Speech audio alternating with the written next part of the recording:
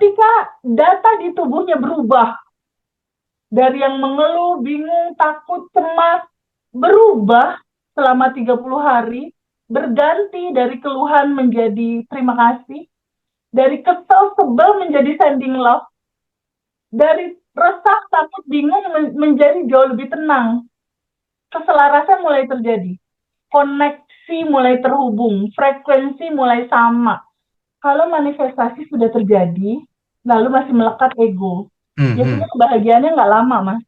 Hmm. Entah itu uangnya cepat habis, entah Mhm. itu dia balik lagi ke kekurangan, entah itu dia something problem with apa yang dimanifestasikan sama dia gitu.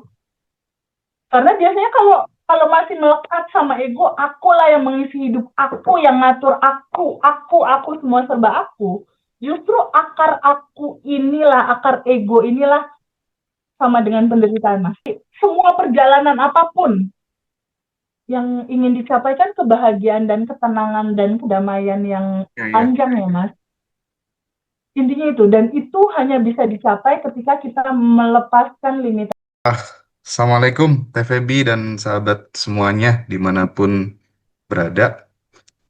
eh Senang sekali setelah reuni yang istimewa kemarin di Jakarta kita bisa jumpa lagi bertatap layar, terhubung secara energi, secara frekuensi, secara vibrasi.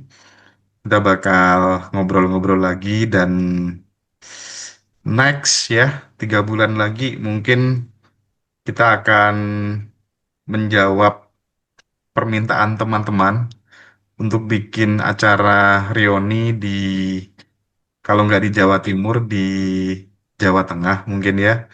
Dan nanti bintang tamunya Bapak Dokter Wayan Mustika. Wah, Oh, Masya Allah. oke, Keren. Masya oke Teh. Allah. Kita langsung aja, Teh Feby. Ya, Ngobrol tentang manifestasi lagi, Teh Feby. ya. Saat kemudian seseorang tuh berhasil memanifestasikan keinginannya di kelas kita ini, apa yang sebenarnya sedang terjadi pada struktur energi dan kesadaran mereka tuh sebenarnya gimana, Teh? Ya, jadi gini Mas Hendra. Pada saat seseorang itu sebelumnya kehidupannya kacau, kehidupannya tidak sesuai dengan apa yang dia inginkan di dalam hidup ini, artinya yang terjadi sama dia adalah situasi di mana energi tubuhnya itu tidak selaras, Mas, dengan energi semesta dan dengan energi kelimpahan. Ada sesuatu yang tidak selaras gitu. Pada saat mulai masuk materi Abundant Revolution, di bab 1 diceritakan tentang siapa diri dia, di bab 2 cara kerja sistem semesta seperti apa, di bab ketiganya udah mulai praktek sadar nafas syukur, udah mulai praktek menerima melepas untuk menyelaraskan resonasi semesta dan dirinya gitu. Lalu udah mulai sending love, udah mulai melepaskan kemarahan, kebencian, memaafkan orang lain, memberikan cinta, dan mulai daily rutinnya dijalanin. Dia begitu banyak memberi banyak cinta. Ketika data di tubuhnya berubah, dari yang mengeluh, bingung, takut, cemas, berubah selama 30 hari, berganti dari keluhan menjadi terima kasih, dari kesel, sebel menjadi sending love, dari resah, takut, bingung menjadi jauh lebih tenang. Keselarasan mulai terjadi. Koneksi mulai terhubung, frekuensi mulai sama, sama apa yang diinginkan. Cerita tentang manifestasi itu adalah cerita tentang selarasnya antara tubuh dengan goals yang diinginkan dengan putaran frekuensi semesta dan Allah itu sendiri gitu, atau apapun nama itu disebut, dengan kecerdasan semesta yang luar biasa. Jadi apa yang terjadi pada saat seseorang manifest? Terjadi keselarasan, keselarasan frekuensi, keselarasan resonasi antara yang melepaskan energi tanpa batas. Jadi kan Allah dan semesta itu, dia itu kan eh, tanpa batas, Mas. Kelimpahan tanpa batas. Frekuensinya ini ada di mana-mana, Mas. Di semesta itu tuh terpancar, terpancar. Nah, masalahnya frekuensi tubuh kita belum bergetar di sana. Nah, manifestasi terjadi ketika ketemu nih, resonasi yang sama. Jadi Receiver kita ini sama nih frekuensinya, tune in, cep sama. Terjadilah jadi manifest. realita jiwa mereka bergetar selaras dengan semesta, gitu ya Teh Betul, ya? betul sekali. Selaras, Oke. bercerita tentang keselarasan yang terjadi. Jadi kalau kalau Mm-mm. seandainya teman-teman semua, baik teman-teman di sini, teman-teman alumni atau teman-teman di rumah masing-masing merasa bahwa kayaknya ada yang nggak asik nih sama hidupku, kenapa aku begini? Itu adalah sinyal semesta. Tubuhmu belum selaras. Mm-mm. Ayo selaraskan, gitu. Kan ada ungkapan katanya ambisi itu adalah turunan dari cita-cita. Artinya ambisi itu kan kita ada yang namanya keinginan gitu. Nah, kalau kemudian ini ditarik ke banyaknya teman-teman yang berhasil manifestasi di kelas Badan Revolution ini teh, itu lebih berkaitan dengan vibrasi keinginan atau dengan keberanian mereka untuk bisa melepas keinginan itu sendiri teh. Terjadinya manifestasi tuh. Gimana tuh? Kalau dilihat dari rata-rata manifestasi yang terjadi sama alumni ya Mas Hendra, Mm-mm. itu aku hampir ketemu polanya Mas. Polanya adalah ketika mereka pertama berdamai dengan realita dan menerima semua apa yang terjadi. Ada satu titik di mana dia mengenolkan, mengikhlaskan apa yang terjadi sama mereka. Penerimaan. Setelah menerima itu semua, lalu mereka menjalankan daily rutin, hasilnya lepaskan. Lepaskan dalam arti kata, mereka bersedia untuk semesta mengaliri hendaknya berjalan di dalam kehidupannya. Disitulah letak kejadian sebuah realita yang berjalan effortless, di mana di sini ada kehendak, ada keinginan, kecerdasan yang lebih tinggi, yaitu Allah Subhanahu Wa Taala atau apapun nama itu disebut ya, Tuhan, Allah atau semesta. Dan di sini ada yang berjalan nih di dalam kehidupan ini. Ketika dia mengosongkan, ketika dia melepaskan emosi keinginan ego, dia mengosongkan, lalu dia terbuka untuk totally surrender, total berserah. Disinilah aliran itu masuk. Disitulah terjadi manifestasi yang selaras. Gitu Mas Hendra. Oke, oke. Jadi intinya di titik manifestasi beberapa teman-teman itu lucu Mas, ketika dia udah ya udahlah, istilahnya aku total berserah, aku serahkan, aku lepaskan, diatur oleh semesta, aku pasrah berserah dan aku terbuka sama semua hasilnya gitu, bagaimana semesta mengatur. Tapi dalam posisi itu bukan dalam posisi tidur makan tidur, enggak gitu ya Mas. Tetap dalam sebuah gerak gitu, dalam sebuah do, dalam sebuah action. Tetapi action yang penuh dengan kesadaran gitu, bahwa hasilnya ada kecerdasan yang lebih tinggi nih, yang lebih uh, sempurna gitu mengatur semuanya. Jadi dia lepaskan hasilnya. Sehingga ketika dilepaskan, apapun yang dilepas, kita nggak ada ekspektasi, nggak ada nungguin gitu. Kenapa? Karena di Abundant Revolution bab 1 udah diceritakan bahwa segalanya sudah ada tersedia di sini saat ini sekarang. Jadi pada saat quantum jam dalam posisi ya memang udah tersedia gitu. Tugas kita hanya menyamakan frekuensi aja, menyelaraskan frekuensi aja. Apa yang Telina ingin, rukonya laku, rumahnya laku, Teh Nunung ingin, Ibu Eli dan teman-teman semua ingin, udah ada Mas, udah terhampar, Mhm. sudah tersedia sekarang. Gak perlu Cuma datang dukun ya. menyamakan menyamakan resonasi dan menyelaraskan frekuensi aja. Itu kan lebih mudah sebenarnya, lebih Iya, ringan iya. gitu kita ngejalanin. Karena udah ada. Iya. Nah, Teh, kemarin ya waktu reuni, kan banyak sekali teman-teman yang memberikan testimoni yang seru-seru ya. Salah satunya ada kakak Asmara Cinta yang hari ini juga hadir, nanti akan coba kita gali gitu ya. Bakal keren banget gitu. Nah, terjadinya manifestasi-manifestasi yang berkepanjangan itu, Teh. mereka menegaskan bahwa hidup saya tuh berubah setelah kemudian mengikuti kelas ini gitu. Nah, perubahan hidup mereka itu karena manifestasi tercapai atau karena mereka akhirnya sadar siapa diri sejatinya gitu. Jujurnya yang bikin cepet itu ketika sadar bahwa dia udah berkelimpahan. Ketika sadar kelimpahannya itu udah ada di dalam, Mas. Ketika sadar kelimpahannya udah ada di dalam, lalu ada percaya diri dia kan, wah, mulailah data identitas dirinya berubah Oke. dari misal Mbak Aas yang sedih, takut, cemas menjadi Mbak Aas yang beruntung, katanya kan gitu kemarin. Ketika sadar itu adalah sudah yang tanpa batas dan beruntung, ya udah nempel terus dia beruntung aja kemana-mana dia berjalan. Gitu. Iya. Itu aja yang selalu terjadi di dalam kehidupan. Jadi kuncian utamanya memang boleh nggak terbuka untuk awaludini ma'rifatullahi ta'ala. Tahu dulu siapa dirimu, kamu akan tahu siapa Tuhanmu. Hmm. Dan hidup begitu indah ketika tahu itu semua. Karena Iya. gimana gak indah Mas Hendra ketika seseorang dalam ketakutan kebingungan terus diceritain semuanya udah ada di dalam. Terus yang mewujudkan yang di dalam untuk merealita jadi keluar. Cukup sadari bahwa itu ada, cukup sadar nafas syukur, syukuri aja semua. Lalu kalau ada keinginan ya udah kuantum jamin dan lepasin aja gitu. Itu rutinitas yang akhirnya seru juga ya hidup ini gitu. Iya, iya, iya.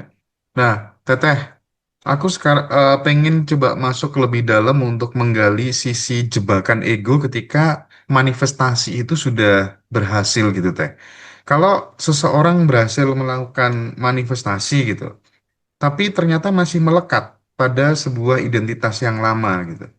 Apa Ya, yang biasanya terjadi menurut resolusi pandang TVB? kalau manifestasi sudah terjadi, lalu masih melekat ego, Hmm, biasanya hmm, kebahagiaannya nggak lama, Mas. hmm, Entah itu uangnya cepat habis, entah hmm, itu dia balik lagi ke kekurangan, entah itu dia something problem with apa yang dimanifestasikan sama dia gitu. Karena biasanya kalau kalau masih melekat sama ego, akulah yang mengisi hidup, aku yang ngatur aku semua serba aku. Justru akar aku inilah, akar ego inilah sama dengan penderitaan, Mas. Kalau nggak dilepas. Ego ini kan diri palsu. Ego ini adalah diri palsu. Justru akar ego inilah yang punya banyak limitasi, Mas Hendra. hmm. Jadi tercapai, cuma mungkin capek. Tercapai, cuma mungkin kebahagiaannya nggak lama gitu. Tercapai sih pasti tercapai. Cuma semua orang kan perjalanan ya Mas menuju Iya, iya. menuju apa namanya spiritual awakening gitu ya, menuju kesadaran. Jadi nikmatin aja prosesnya, enjoy Oke. the process. Nah, kita tahu Teh, sebenarnya kan manifestasi itu sponsornya dari trauma, kadang pun juga kejadian Teh. Manifestasi dari luka batin, dendam, itu pun juga Ya, kadang betul. kejadian gitu. Nah, Yes, untuk betul. kan kan kita pengennya kan manifestasi itu sponsornya bukan dari trauma, bukan dari ego-ego tadi ya, tapi muncul dari ruang kesadaran yang murni gitu.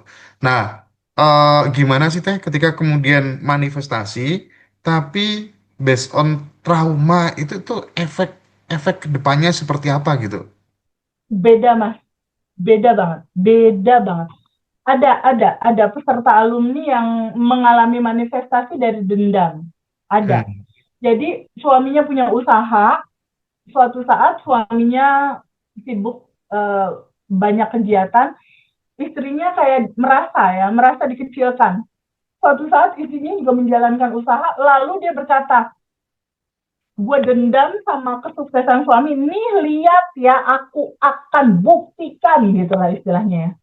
Biasanya kejadiannya itu akan lelah, capek. Dan tercapai si istri ini mengalami kesuksesan itu, tapi banyak dramanya mas biasanya. Drama pegawai lah, drama ini itu. Pokoknya enggak. Jadi gini, inti dari semua perjalanan apapun yang ingin dicapai kan kebahagiaan dan ketenangan dan kedamaian yang Ya, ya. panjang ya Mas. Intinya itu, dan itu hanya bisa dicapai ketika kita melepaskan limitasi kita berupa emosi, keinginan, dan ego itu.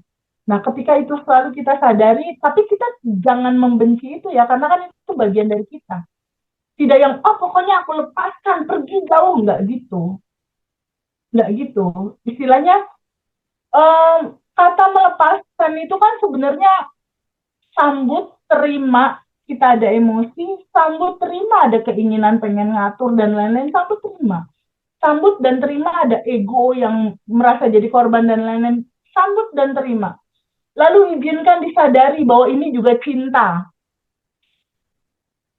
Izinkan disadari bahwa ini juga manifestasi cinta. Kehidupan itu kan dualitas, ada kesedihan, kebahagiaan, semuanya manifestasi cinta. Kesadaran tentang itulah yang membuat semua reaksinya tuh tidak dalam sesuatu yang tidak membahagiakan gitu. Jadi pahami bahwa kemarahan, kesedihan, kecemasan, baik keinginan pengen ngatur, kekurangan apapun itu, ego termasuk sekalipun, itu adalah manifestasi cinta juga gitu. Jadi sebenarnya dalam kehidupan ini sih label-label itu harusnya udah benar-benar jadi kemurnian cinta gitu. Cuma kan dalam kehidupan ini memang selalu ada dualitas, Mas. Ada kebahagiaan, kesedihan, ada punya uang, uang diambil orang. Ada setia, ada yang nggak setia gitu. Semua itu terhampar untuk apa? Untuk mengukur diri kita sendiri. Ada bagasi emosi apakah yang masih menyala dan apakah itu sudah selesai gitu. Ketika ada realita yang tidak nyaman, itu notifikasi. Kamu sedang tidak selaras. Oke. Nah, andai kata nih Teh Feby itu dihutangi uang gitu sama sahabatnya gitu. Nilainya mungkin besar lah ya. Nah, nagih-nagih terus kan bikin vibrasi eh turun Teh. Bikin Hmm, energi turun dan bahkan akan mengundang hal-hal yang tidak kita inginkan gitu. ya. Nah, tip dan triknya gimana sih menghadapi piutang seperti itu? Di satu sisi kalau nggak ditagih ya dia akan seenaknya sendiri, justru malah melupakan kewajibannya. Di sisi yang lain, kita nagih ya kita yang jengkel sendiri. Nah, itu gimana, Teh? Kisah nyata aku sih Mas, kalau yang diceritain itu. Mm-mm, mm-mm. Ada beberapa teman punya utang dari bisnis, gagal, akhirnya menghasilkan PR hutang, apa, piutang ya, teman harusnya bayar itu enggak. Ada beberapa, enggak satu bahkan, lebih dari tiga bahkan Mas Hendra. Ketika bertemu kesadaran ini, aku mulai sadar gitu, bahwa uang itu energi. Aku sadar banget bahwa uang itu energi. Dan aku sadar, kenapa itu belum masuk ke kantong aku. Aku sangat sadar bahwa ada yang aku tahan, berupa kemarahan, berupa kekesalan, berupa kebencian gitu. Ada yang aku tahan gitu. Sehingga uang itu pun nggak masuk, karena ada yang tertahan. Ketika aku menyadari itu, oh teteh A punya piutang ratusan juta, teteh B puluhan juta, teteh C angkanya juga besar sekali gitu. Aku mulai melihat substansi inti bahwa realita hidupku itu dihantarkan ada teman satu dua tiga ngesalin gitu ada piutang banyak. Ini kan pantulanku. Pantulan di cermin kan asalnya dari orang yang di depan cermin. Jadi yang aku lakukan apa? Yang aku lakukan adalah aku menyadari ada rasa itu. Aku duduk sama rasa itu. Nangis ya nangis, kesel ya, dia udah. Rasakan aja gitu rasa itu ada. Aku rasakan penuh, aku rasakan total, aku terima rasa itu apa adanya. Dan yang paling penting satu, aku terbuka untuk sadar bahwa akulah 100% yang menarik realita itu terjadi di dalam kehidupan aku. Dari mana? Dari file-file memori masa kecil. File-file memori masa kecil aku, file-file memori negatif waktu aku masih kecil ya, 5 tahun ke bawah, 10 tahun ke bawah, yang judulnya sama kayak rasa ini. File-file inilah yang masih menyala di bawah sadar, yang akhirnya mengundang dan akhirnya merefleksi, memantulkan realita yang itu. Di titik aku menyadari ke sana, oh iya, file-file memori itu aku belum ikhlasin, belum aku lepasin saat itu. Belum aku alirkan dan aku lepaskan. Di titik itu aku ketemu, aku sadar, aku duduk sama rasa itu, aku terima, aku sambut terima, aku alirkan, aku lepasin. Lepasin. Karena itu akarnya. Akar itu yang menyala jadi lupingan ini, lupingan itu, dibohongin orang ini, diambil uang, di semua proses gitu, beda-beda cerita. Di titik aku sadar, apa yang aku lakukan? Aku tetap berkomunikasi sama teman yang punya utang. Halo, apa kabar? Gimana? Mau rencana bayar kapan? Tapi di lubuk hati aku yang paling dalam udah aku lepasin. Aku udah lepasin. Jadi uang itu adalah energi dan uang yang masuk kepada aku itu tergantung dari seberapa pantulan di dalamku. Jadi aku nggak ada beban sama orang itu. Aku maafkan orang itu, bahkan aku sending love. Yang Oke, itu real aku lakukan. Aku TVB kan, maafkan, aku sending love ke mereka. Sending love-nya apa? Aku bayangkan dia ada di depan aku, maafin, aku minta maaf, lalu aku sending love ke dia, bayangkan dia sehat, bayangkan dia bahagia, bayangkan dia ada rezeki, bayangkan dia kerjaannya lancar dan lain-lain. Sehingga kalau dia sehat kan dia bisa bayar. Kalau dia rezekinya lancar kan dia bisa bayar gitu. Jadi aku mau ya, support doa yang terbaik buat dia. Tapi skenario yang terjadi sama aku itu adalah uang aku tuh diganti totalnya, total dari utang teman-teman aku tuh diganti bukan dari orang-orang itu, Mas, dari bisnis aku yang lain. Masuk uang totalnya, total akumulasi kalau mereka semua bayar. Itu enggak sebulan, Mas, cuma sekitar seminggu dari sejak aku melepaskan, merelakan, lalu aku sending love, lalu uang itu masuk semua terganti. Kayaknya 3 kali lipat deh dari angka itu. oke, Teh. Kemarin waktu di reuni itu kan ada salah satu peserta yang datang dari Merauke namanya Bu Puji ya. Betul, Nah, Bu betul, Puji itu betul. dulu kan bener-bener dia punya hutang ya 600 juta berapa gitu. Ya, Terus akhirnya dia bisa bangkit dari keterpurukan finansial.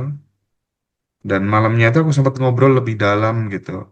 ya, Ternyata eh wajar ya beliau itu mengalami peningkatan secara signifikan tuh karena setiap minjamin uang sama orang gitu yang mau dihutang gitu teh, dia ya, sudah nganggep itu nggak bakal balik gitu, udah diikhlaskan gitu. Bahkan ada salah satu sahabat suaminya gitu yang kena masalah, dia masih sisa mobil satu-satunya itu dia gadekan untuk menolong temannya itu gitu. Jadi cara pandang, respon terhadap uang, terhadap keberlimpahan itu benar-benar termanifestasi di luar gitu loh. Harus punya nyali gitu loh. Kalau kita ingin berubah tuh harus punya nyali gitu.